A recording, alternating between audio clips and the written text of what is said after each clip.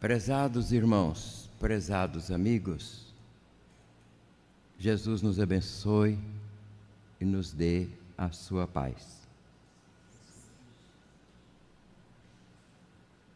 Leu-se aqui esta página, menos de um parágrafo, a lei de amor.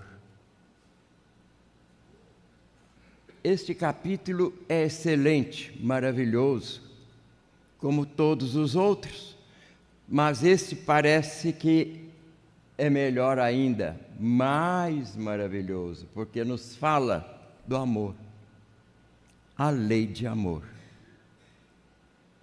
Bem, é um tema vastíssimo e profundo, que os místicos, ou seja, os religiosos, e até cientistas, procuram penetrar a essência deste tema, amor.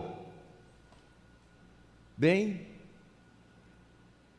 só descobriremos o que é o amor quando nós soubermos o que o amor não é. Porque tudo é amor. E razão tem o nosso poeta brasileiro, que eu invoco nesta hora, não sei se vós o conheceis, Menotti del Picchier. Dentre os seus poemas nós temos lá o Juca Mulato, onde ele fala a certa altura: tudo ama, as estrelas no azul e os insetos na lama. Que coisa maravilhosa! Quem lê esses versos fica assim um pouco, às vezes, assustado. Tudo ama, as estrelas no azul a gente acha bonito, e os insetos na lama. Um grande pensador também disse, numa das suas obras, maravilhoso o que ele disse, falando-nos do amor. O amor é a mais fantástica das energias cósmicas. Entre os átomos, chama-se afinidade química, ou entre os elementos. Entre os astros, chama-se atração universal. Estais vendo, percebendo a universalidade do amor? Entre os astros, chama-se afinidade, quer dizer, uma lei que controla os astros na sua órbita, nos seus movimentos precisos. Ah, sim, essa dos insetos na lama é uma coisa extraordinária. Entre os elementos químicos existe o amor, é uma energia transcendental. O hidrogênio, por exemplo, unido ao oxigênio, 2 átomos de hidrogênio, 1 átomo de oxigênio, gera a água. Que maravilha! Quem vive sem água? E esta força que une esses 2 elementos, o hidrogênio e o oxigênio, para originar a água, esta força, essa energia é o amor. Sim. E aqui no Evangelho segundo o Espiritismo, quero que vós estudeis este capítulo e completai os vossos estudos lá em João, Evangelho de João, capítulo 11, do versículo 1 ao 46. Gravastes? É fácil. João, capítulo 11, versículo 1 ao 46. Seria-se uma reverência, uma homenagem ao autor desta mensagem. Em o Evangelho segundo o Espiritismo, quem é esse autor dessa mensagem? Lázaro de Betânia. Já ouvistes falar em Lázaro de Betânia? Lázaro morreu e Lázaro não morreu. A notícia chegou a Jesus, que se encontrava a uma grande distância. Diziam que Lázaro tinha morrido, já estava sepultado. E Jesus recebeu esta notícia. Vós conheceis a história de Lázaro e das suas duas irmãs? As duas irmãs, quem eram? Marta e Maria. Maria foi aquela que um dia ungiu com óleo os pés de Jesus e enxugou-os com seus cabelos. Ela o amava muito e ele também amava as duas irmãs e o seu irmão. Lázaro, Marta, Maria e Jesus. Que tema maravilhoso! Jesus ouviu a notícia, estava distante, que Lázaro tinha morrido, e ele disse: Lázaro não morreu, Lázaro morreu. Diz que não morreu e que morreu. Eu irei para despertá-lo. A mensagem dos livros sagrados é muitas vezes enigmática, mas nos falam essas mensagens de grandes e extraordinárias verdades. Por que foi que Lázaro morreu e Lázaro não morreu? Ninguém entendeu isso até hoje, só eu. Porque eu passei um e-mail para Jesus e pedi a ele explicação. E ele me deu. Meu filho, vou todos os dias, ou quase todos os dias, você se encontra com pessoas que morreram e não morreram. Onde, mestre? Não vi nenhum, não fui a nenhum velório. Oh, meu filho, no consultório. Até rima com velório. Mas velório não é. E o que tem a ver isto com Lázaro morreu e Lázaro não morreu? É um dos clientes seus. Ah, é? Meus amigos, meus irmãos, nunca vi no consultório tantos casos como estou vendo hoje em dia. De pacientes que chegam mortos e não estão mortos, com o mesmo problema que atingiu Lázaro. Lázaro morreu e Lázaro não morreu. Por que foi que ele morreu? Ele estava inconformado. É a doença psiquiátrica mais frequente na humanidade, o inconformismo. E muitos chegam ali dizendo que os pacientes estão com depressão. E eu mudo o diagnóstico. Depressão.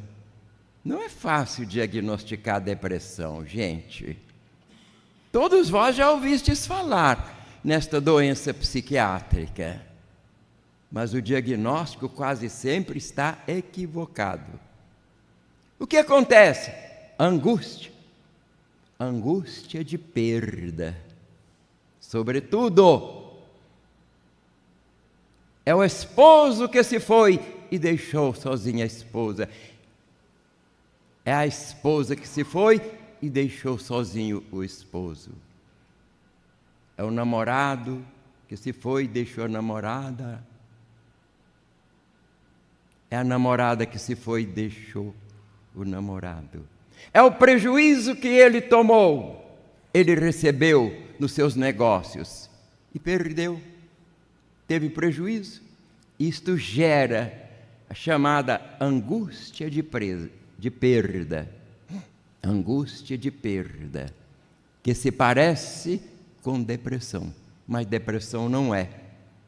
Porque para se amenizar ou se aliviar o paciente da depressão, existem tratamentos,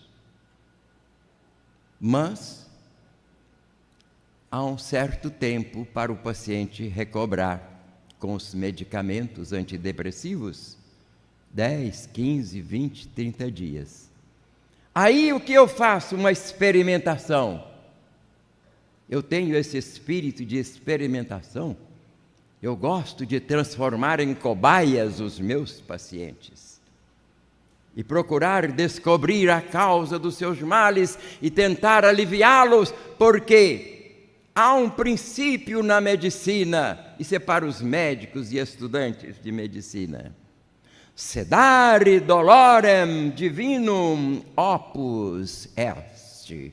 Falei em latim, estou esnobando aí. Sedare dolorem, aliviar a dor. Divinum opus est, é obra divina. Aliviar a dor é obra divina. Então, ali me comparecem muitas criaturas que morreram, mas não estão mortas. Jesus disse: eu irei ressuscitá-lo. Jesus estava distante.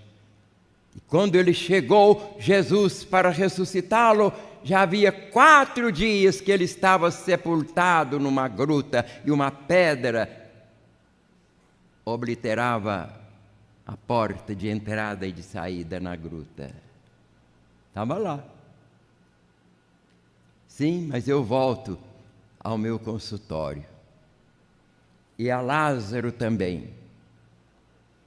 Angústia de perda. O que foi que perdera Lázaro? Os fariseus queriam roubar-lhe as terras, e já o haviam feito, e ele se encolerizou. Foi a sua morte, sem desencarnar. Aquele estado de cólera em que ele entrou, diante da perda, ele conheceu a angústia de perda. Por isso, ele deve ter perdido o sentido. E eles pensaram que ele estivesse morto, mas não estava. Mas Jesus sabia. Lázaro morreu e Lázaro não morreu. Eu irei para despertá-lo. Isso está aqui, ó, no Evangelho. João, capítulo 11, do versículo 1 ao 46, para que vós possais estudar esta passagem da ressurreição de Lázaro. Estão vendo como que é? Aí está. Lázaro morreu e Lázaro não morreu. Então eu atendo com grande frequência, principalmente nos dias que correm, mais do que nos anos passados, não muito longínquos, mas principalmente hoje. Falta de nós termos assimilado a mensagem espírita e procurado vivenciá-la ou compreender isto que os mentores espirituais nos ensinam. Vede bem, quero que reflitais comigo. Lázaro morreu e Lázaro não morreu. 4 dias depois da sua pseudo-morte, ele chegou. Quando se encontrava a uma certa distância, Marta foi ao seu encontro. Maria estava em casa também já, um tanto triste, quase morta, ante a perda do seu irmão. E aí, Marta deu a notícia ali: ó, mestre, já é de 4 dias, eu irei despertá-lo. Ó, Senhor, já é de 4 dias, já cheira mal. Jesus acompanhou Marta E chegaram os dois, e Jesus, diante daquela gruta, diz o texto, chorou e tremeu. Nesse tremor, ele estava transmitindo-lhe fluidos benéficos e salutares para que ele pudesse se despertar. E hoje nós sabemos já o vigor, a força e o poder do passe. E Jesus ordenou, tirai a pedra. Ele estava amarrado. Desatai-o e deixai-o ir. E ele se levantou e saiu. Esta passagem que João nos transmite aqui. Há outros detalhes. Vós podereis ler. Guardastes o número do capítulo no Evangelho de João? Que número? Fale aí. 11. Do versículo 46. Repita muitas vezes para você não esquecer. E muita gente lê o Evangelho, mas sem repetir as frases de efeito. Estou dando esta aulinha pequena para nós combatermos o comprometimento cognitivo leve e até comprometimento cognitivo médio ou comprometimento cognitivo grande. Quero que vós aprendais comigo. Abri o Evangelho, encontrastes uma frase de efeito? Decorai esta frase. Usai assim também um complemento alimentar, mas que eu não vou receitar aqui agora não, só no consultório. Certo? Estou fazendo propaganda não.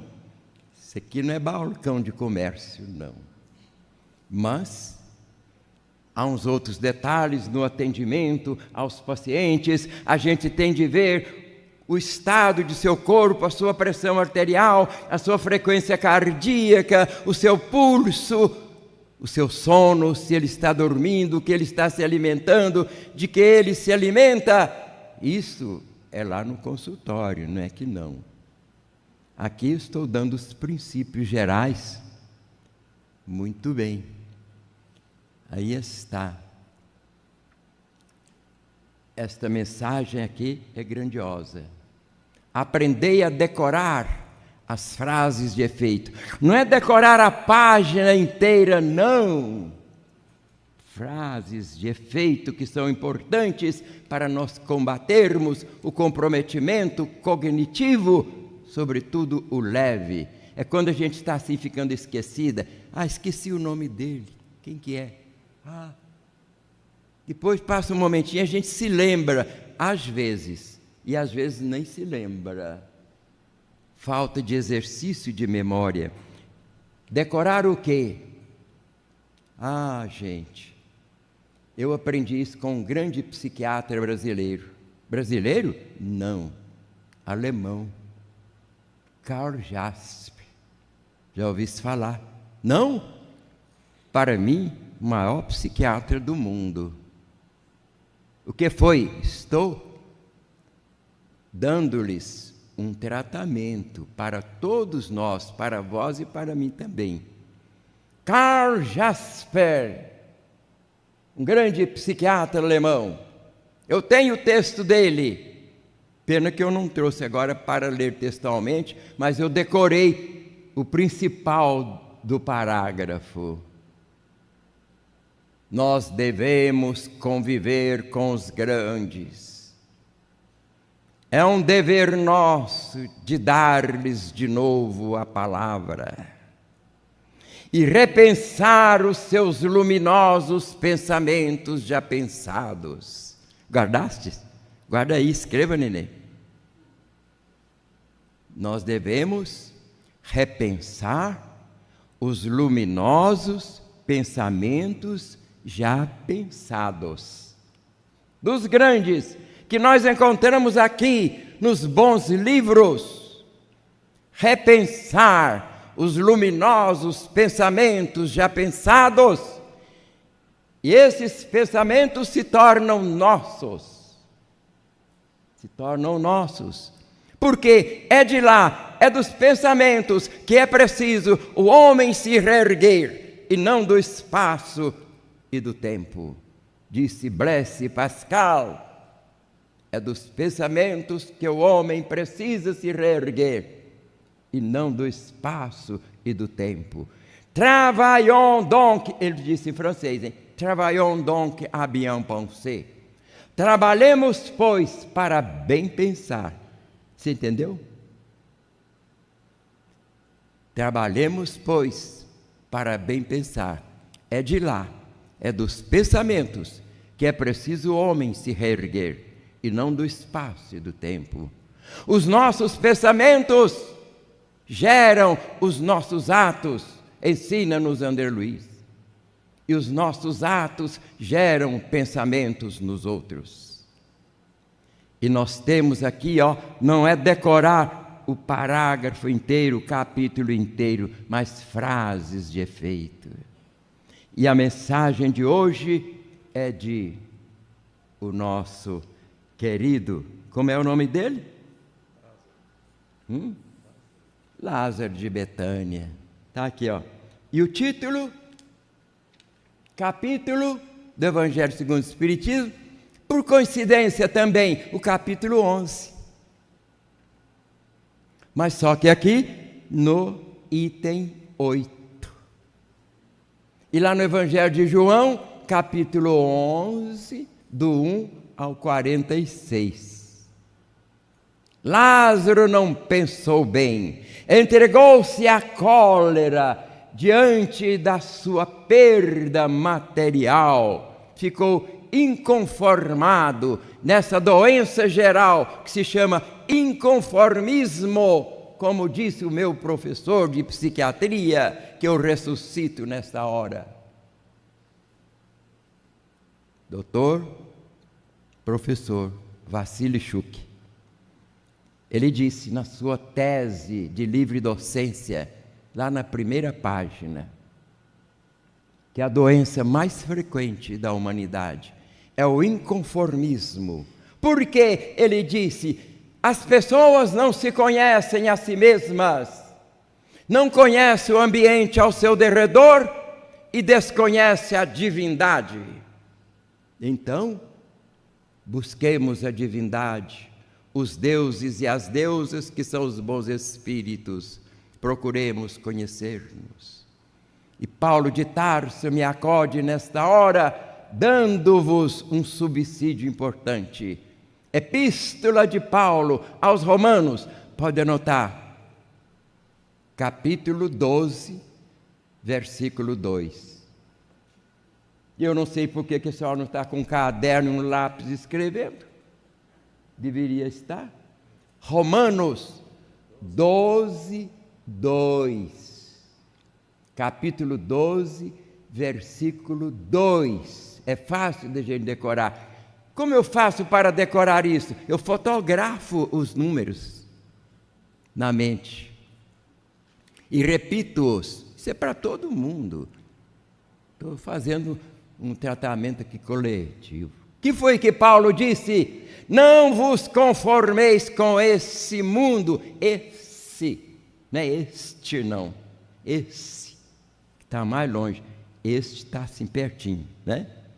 Esse demonstrativo tem essa diferença entre esse está mais distante e este está mais perto. Não vos conformeis com esse mundo. Nós, de um modo geral, estamos conformados, quer dizer, formados com esse mundo. Formados, me disse o Jasper, o grande psiquiatra alemão. Formados não, meu filho, nós estamos deformados. Porque estamos com esse mundo. Então nos deformamos. Compreendeste isso? Eu estou jogando aqui, Formar, certo? A gente tem que se formar, porque estamos deformados. E Paulo escreveu lá em Romanos 12, 2: não vos conformeis, não fiqueis formados com esse mundo. Mas, tem um mas aí que é muito importante, transformai-vos pela renovação de vossa mente, a fim de que proveis quão boa, perfeita e agradável é a vontade de Deus. Que maravilha, né? Transformai-vos pela renovação de vossa mente, repito, a fim de que proveis quão boa, perfeita e agradável é a vontade de Deus. Estou bem? Lázaro de Betânia. O Lázaro de Betânia foi acordado por Jesus, e Jesus deu-lhe um passe. Ele deve ter se encaminhado, ter deixado de lá suas propriedades, que os fariseus, queriam roubar-lhe todas, roubaram algumas, certo? Muito bem. Aqui está no Evangelho segundo o Espiritismo, capítulo 11, número 8. Que maravilha! Chama-se A Lei de Amor. Eu nunca vi uma interpretação adequada desse texto que foi lido. O pessoal se perde, porque aqui há uma classificação do amor. Uma classificação do amor. Tudo ama, as estrelas no azul e os insetos na lama. São amores diferentes, mas amor são. Sim, aqui na página de Lázaro, ele fala amor instinto, fala amor sensações e amor sentimentos. Aqui ele bota 3 categorias. A gente tem de começar a estudar assim. Primeiro, amor sentimento, instinto é o primeiro, instintos no plural. Amor instintos. Depois, amor sensações. E depois, amor sentimentos. Isso é para a gente começar a estudar o Evangelho segundo o Espiritismo na lei de amor. Maravilhoso esse capítulo todo. É o capítulo 5. Quando o Evangelho segundo o Espiritismo nos fala muito de sofrimento. Bem-aventurados os aflitos, porque eles serão consolados. Capítulo 5, certo? Fala muito lá no capítulo 5 do Evangelho segundo o Espiritismo. Mas aqui hoje nós estamos falando no capítulo 11. Eu lembrei-me aqui do capítulo 5, onde se fala muito em sofrimento. Deveis ler e estudar devagarzinho. Aqui está, ele diz, o amor resume a doutrina de Jesus toda inteira. O amor resume a doutrina de Jesus toda inteira. Sim, muito bem, é o amor. Vamos estudar isso. Não vou estudar isso com vocês agora não, estudo em casa. Tendes Evangelho segundo o Espiritismo? Se não tiverdes, ide ali, não estou fazendo propaganda não comercial. Temos uma livraria ali, certo? Muito bem. Agora, neste mesmo capítulo,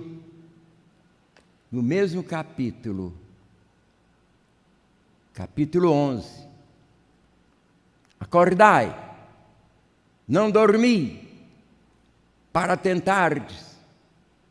Neste capítulo 11, você que está anotando, fazei-o. No capítulo 11, agora é o item 9. Item 9, certo? Parágrafo 1, 2, 3, 4, 5, 6. 1, repito, 2, 3, 4, 5. Parágrafos 1 e 5. Está vendo como é que a gente aprende? Como é que a gente dá aula? de evangelho para as pessoas estudarem? É assim que eu faço nas minhas aulinhas que eu dou na faculdade. Este livro que você está estudando aí, ó, na medicina, é muito grande, é pesado. Se jogar na sua cabeça, desmaia. Então vamos pegar os textos pouco a pouco, que se consegue muito. É pouco a pouco. Isso aqui é uma regra geral. Você quer ficar rico? Ganhar cobre, ficar rico? Hesíodo. Hesíodo. Mais de 700 anos antes de Jesus, antes de Cristo. Hesíodo ensinou as pessoas a ficar ricas. Certo? E a gente pode aprender. O que ele disse? O pouco, juntado ao pouco, repetidamente, sem parar, torna-se muito. O mesmo nós podemos aplicar aqui ao estudo do Evangelho. Uma frase hoje, amanhã outra, outra. Chega um tempo que nós aprendemos o parágrafo inteiro, o capítulo inteiro. Os conhecimentos se adquirem pouco a pouco. Eu aprendi isso também com quem? Confúcio. Já ouviu isso falar? Eu gosto de conviver com os grandes. É um dever nosso para repensar os luminosos pensamentos já pensados. Isso eu acho que estou repetindo para que vocês gravem. Confúcio, já ouviu falar nele? É um sábio chinês que nasceu no ano 551 antes de Cristo, lá na China. Eu tenho um livro dele. É fácil da gente adquirir, chama-se Analectos, Os Analectos, do Confúcio.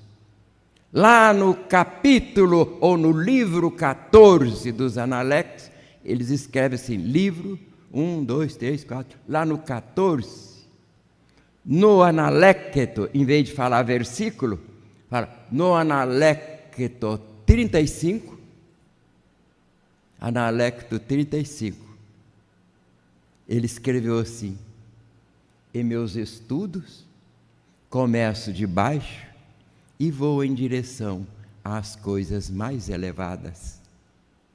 Que maravilha! E os meninos vão para a escola, os professores também querem que aprenda tudo de uma vez. Em meus estudos começo de baixo e vou em direção às coisas mais elevadas. Certo? Muito bem, no parágrafo 5º, não acrediteis na esterilidade e no endurecimento do coração humano. Ao verdadeiro amor ele a seu mau grado cede. É um imã que não lhe é possível resistir. O contato desse amor é maravilhoso aqui, ó. Escreveu aqui, ó, desse amor. Vivifica e fecunda os germens que dele se encontra em vossos corações. Nós temos no coração os germes do amor. Todo mundo, do átomo ao arcanjo, tá certo? Nós temos os germens, aqui bota germens, pode dizer germe, do amor. Então, aqui ó, não acrediteis na esterilidade e no endurecimento do coração humano, isso não existe.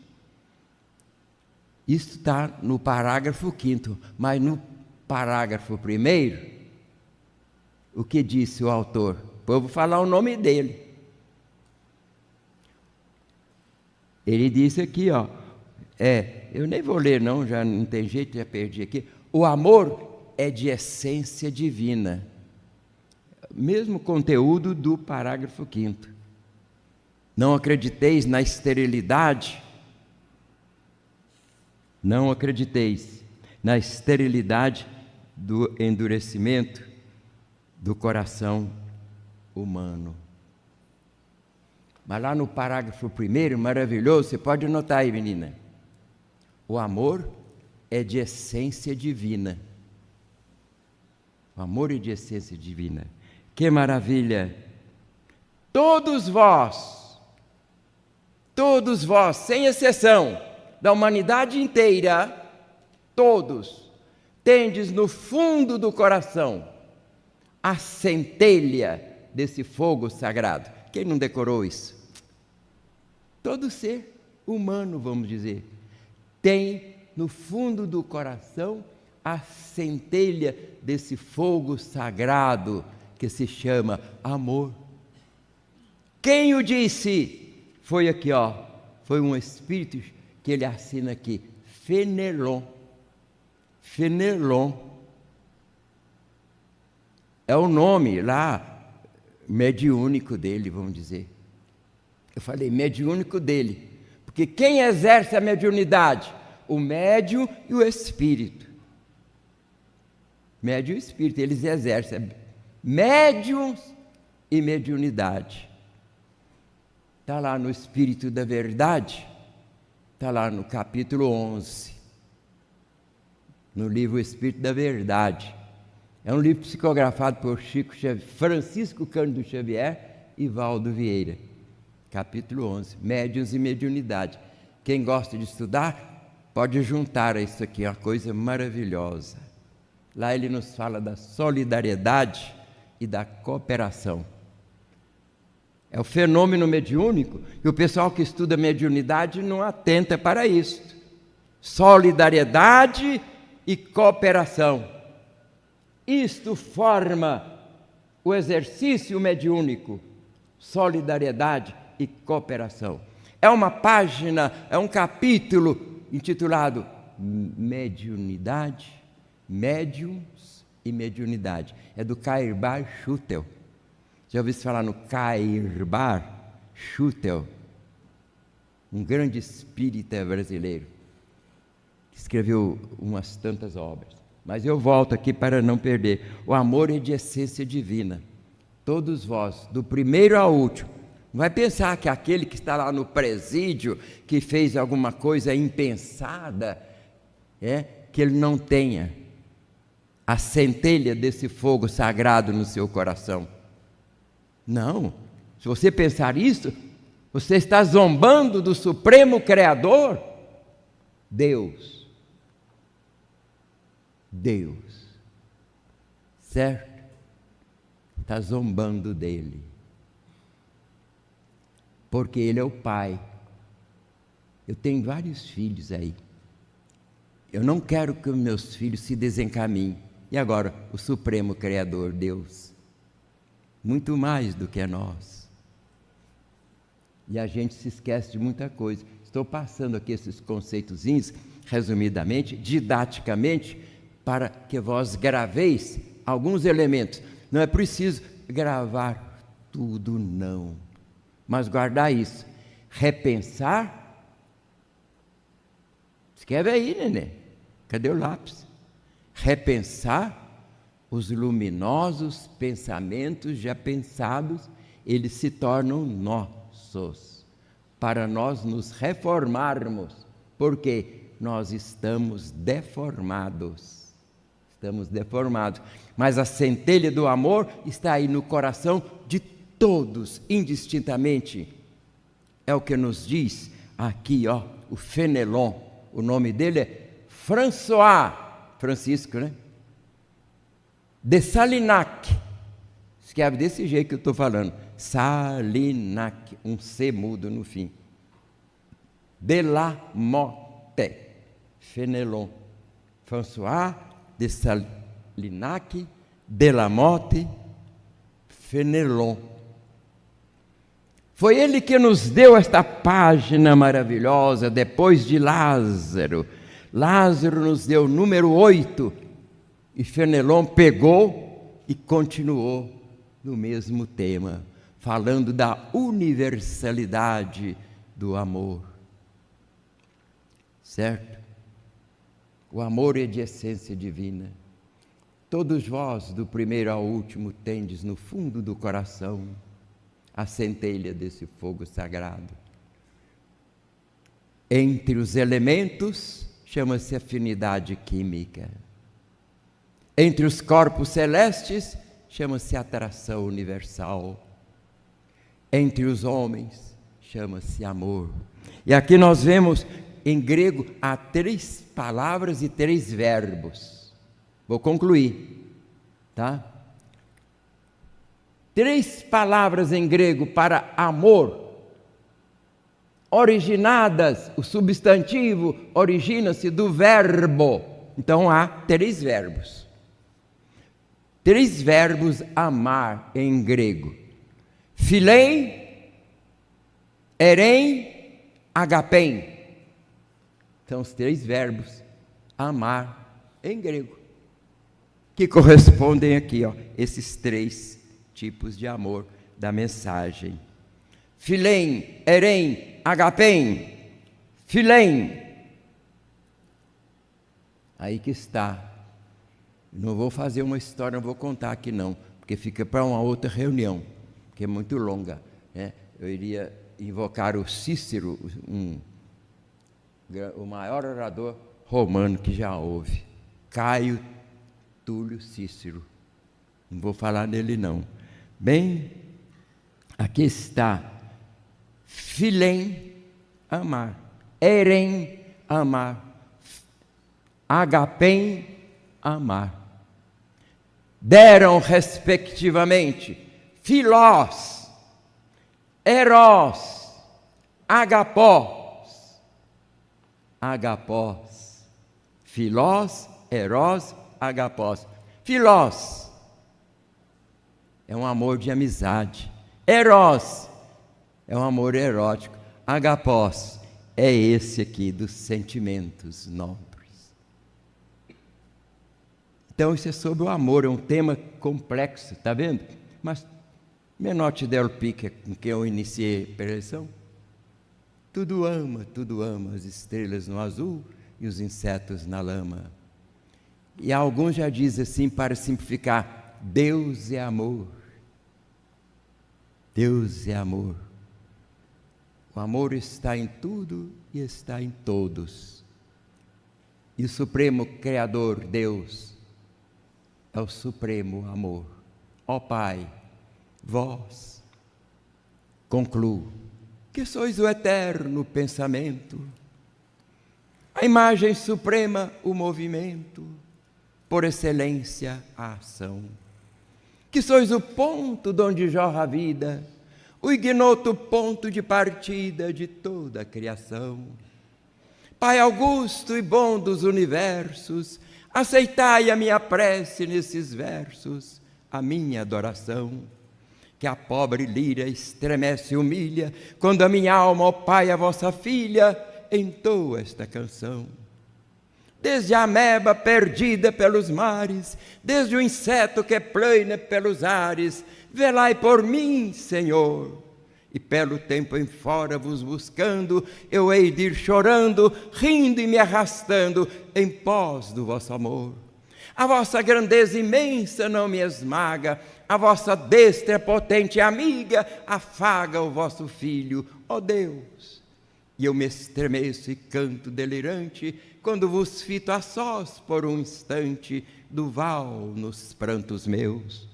Ó Deus, ó Pai, ó vida, ó amor eterno, sede bendito, pois eu me prosterno perante vós, ó luz. Dai-me coragem, Pai, para buscar-vos, dai-me forças, fé e amor para encontrar-vos nos passos de Jesus, e o Mestre nos acolherá. Assim seja.